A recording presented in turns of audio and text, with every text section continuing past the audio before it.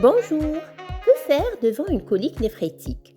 La colique néphrétique n'est pas une maladie, mais un symptôme extrêmement douloureux situé au niveau de la fosse lombaire, bas du dos.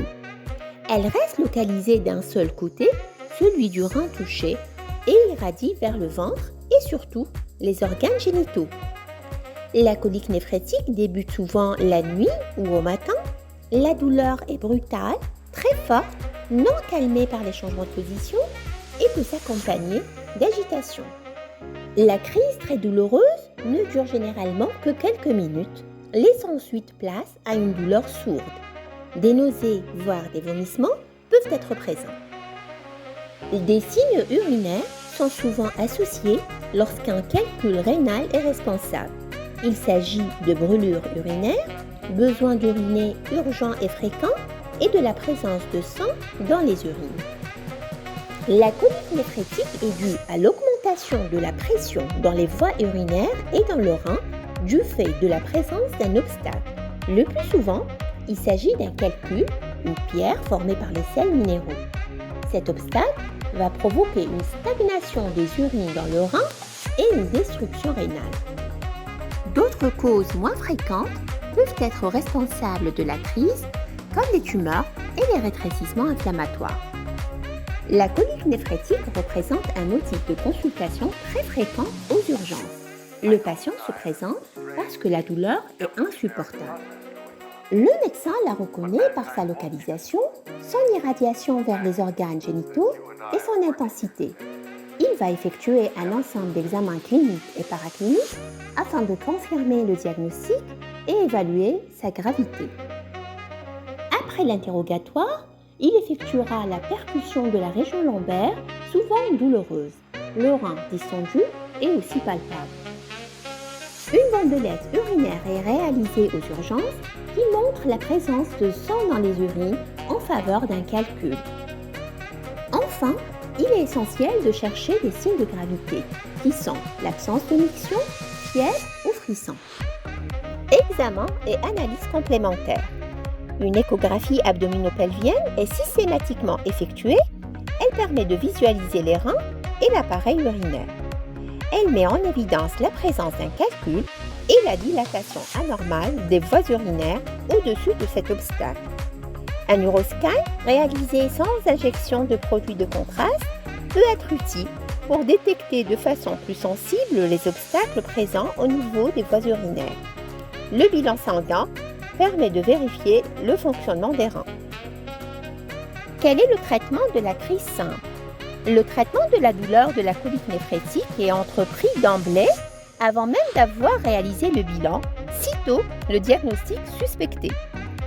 Calmer la douleur est une urgence et se fait essentiellement par l'introduction d'anti-inflammatoires non stéroïdiens par voie orale, qui peut être associé avec des antalgiques et des antispasmodiques. Beaucoup de spécialistes plaident pour les anti-inflammatoires non stéroïdiens en première intention, car ils réduisent l'inflammation et donc diminuent le gonflement pour permettre le passage du calcul rénal dans l'urètre et son élimination. Ils agissent aussi en réduisant la douleur. Le traitement est complété par l'arrêt des boissons durant la douleur. En l'absence de signes de gravité ou de complications, comme la fièvre, les frissons et l'absence d'urine ou rein unique, une hospitalisation n'est pas nécessaire, mais le repos au lit est obligatoire. Dès l'apaisement de la douleur, il est conseillé de boire avec abondance lorsque la cause de la colique néphrétique est un calcul. Les calculs rénaux ou urinaires peuvent s'évacuer spontanément, surtout s'ils sont petits, inférieurs à 5 mm. Il est nécessaire d'analyser le calcul évacué par les urines afin de connaître le type, ce qui aidera pour la prévention des récidives. Si le calcul n'est pas évacué, un traitement chirurgical sera entrepris. Il s'agit de la lithotripsie extracorporelle avec ou sans utilisation de laser ou la chirurgie percutanée. Les facteurs de gravité sont la pyélonéphrite, qui est une infection du rein qui associe fièvre et frisson à la douleur. L'anurie, lorsque le patient n'a pas uriné plusieurs heures. Ce signe témoigne de l'importance de l'obstacle bilatéral ou unilatéral sur rein unique. L'absence de soulagement de la douleur malgré les antalgiques puissants. En présence de ces facteurs de gravité, une hospitalisation est nécessaire en urgence afin de passer les anti-inflammatoires non stéroïdiens en perfusion et pouvoir ajouter des antalgiques plus forts tels que la morphine. L'hospitalisation permet aussi de traiter et surveiller les complications.